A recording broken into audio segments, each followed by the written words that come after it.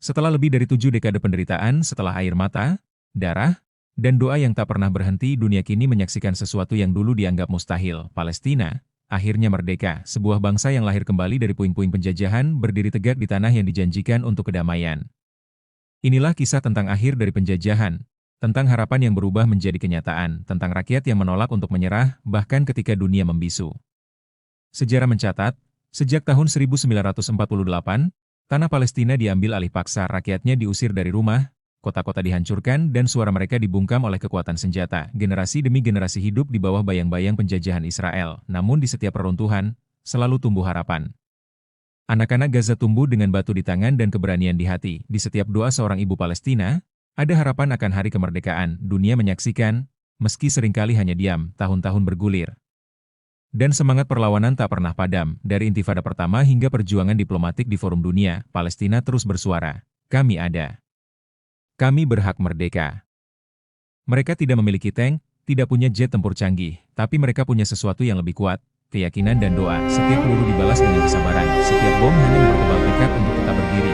Ketika penderitaan semakin nyata, dunia akhirnya membuka mata, ribuan orang turun ke jalan. Di London, di Jakarta, di New York, di Istanbul.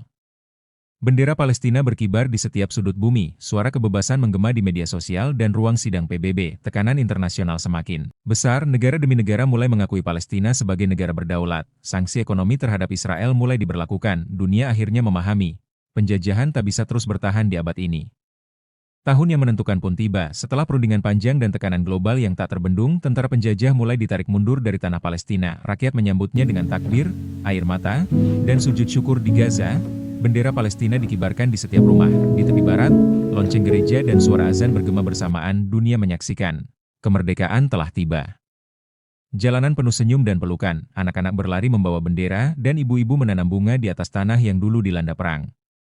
15 Mei, kini bukan lagi hari peringatan Nakba, tapi hari kebangkitan, hari di mana Palestina berdiri sebagai negara yang merdeka dan berdaulat. Di kota Yerusalem, bendera merah, putih, hijau, dan hitam berkibar di puncak Masjid Al-Aqsa di Ramallah.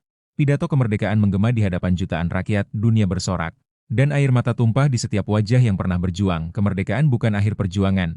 Ia adalah awal perjalanan baru. Palestina kini membangun sekolah, rumah sakit, dan infrastruktur yang hancur selama perang. Anak-anak yang dulu bermain di antara puing, kini belajar di ruang kelas baru. Persatuan nasional menjadi kunci. Faksi-faksi politik yang dulu terpecah kini bersatu di bawah satu bendera. Mereka sadar, kemerdekaan hanya berarti jika rakyat hidup dalam damai. Bantuan internasional mengalir, tapi yang paling berharga adalah semangat gotong royong rakyatnya sendiri. Mereka membangun negeri mereka dengan tangan sendiri, batu demi batu.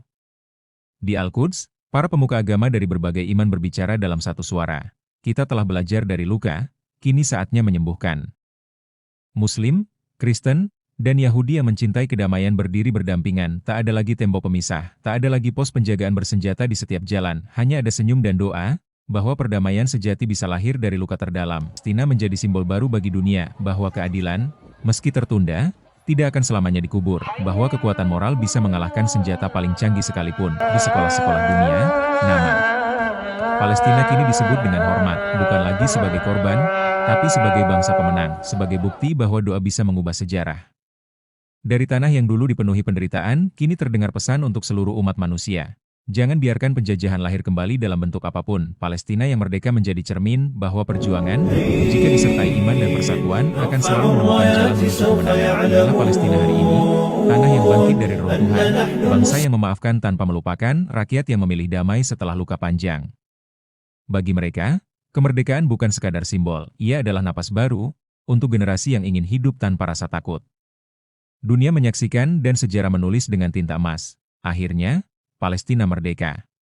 Semoga kemerdekaan ini menjadi cahaya bagi seluruh bangsa yang masih berjuang, bahwa setiap penindasan, seberapa lama pun, pasti akan berakhir, karena keadilan selalu menemukan jalannya.